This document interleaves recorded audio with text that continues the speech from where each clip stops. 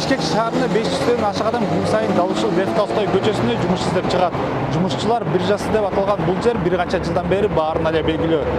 Алар күн сайын ар кандай жумуштарды аткарып, ал үчүн эмгек акысына 1000 сомдон 1,5 сомго чейин алат. Лев Толстой көчөсүн бойлогон бул жайга иштегендер өлкөнүн баардык аймактарынан келишкен. Арасында мектепти жаңы бүткөндөрүнөн тарта пенсия курагана чейинкилер бар. Бирок аларды жакын туугандар менен айылдаштары, тааныштары күн сайын бул жакта иш издеп жүргөнүн биле бербейт экен. Ушундан улам биз менен баарлашуудан баш тартып жатышты.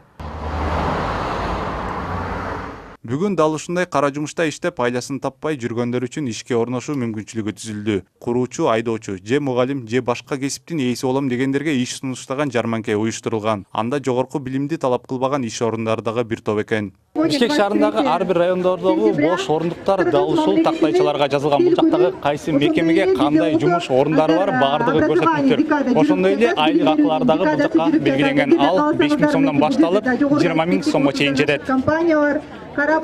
Бектурсун Уланов жарманкеге иш издеп келгендердин бири. 30 жаштагы шаар тургуну 2 жогорку билими бар экен. Алгач туризм тармагы боюнча билим алып, кийинчерээк юрист адистигине окуптур. Бирок диплому колго тийгенине 5 жыл болсо дагы ылайыктуу иш таба алган эмес. Бүгүн дагы жарманкеге үмүт артып келген Бектурсундун тилегин ташкапты. Анткени сунушталган жумуштардын арасында ага ылайыктуусу жок болуп чыкты. Ошол юриспруденция боюнча жумуш болсо ушул жакка келгем, балким чыйып калар.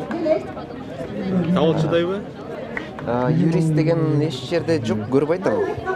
Мага жакын болгон могул банк жагында IT специалист, балким жаңы кесипке окуйм деп үмүттөнүп атам да.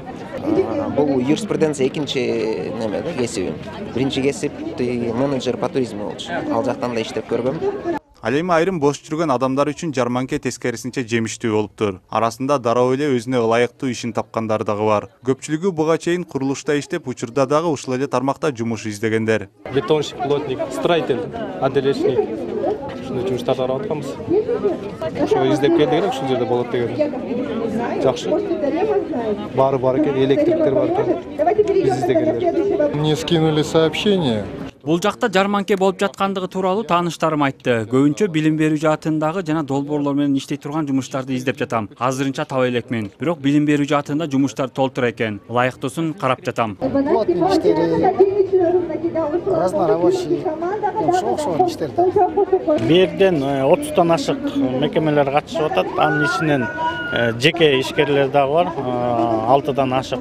Ушунун баары бирип туруп вакансияларын тең берип, ар бир мекеме өзүнүн канча 10 вакансия барбы же 30 вакансия барбы, ушунун баарын тең айтып кетишет. Баткен областында, Жалал Абад областында эң төмөнкү бул Чүй областында, анан Бишкек шаарында, эми Борборго жакын жерлерде жумуш көп таап алса болот да.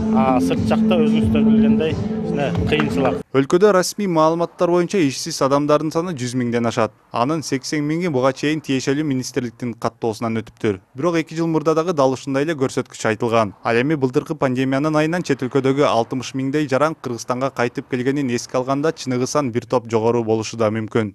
Дастан Жолдошев, Денислам Бейшенбаев, НТС.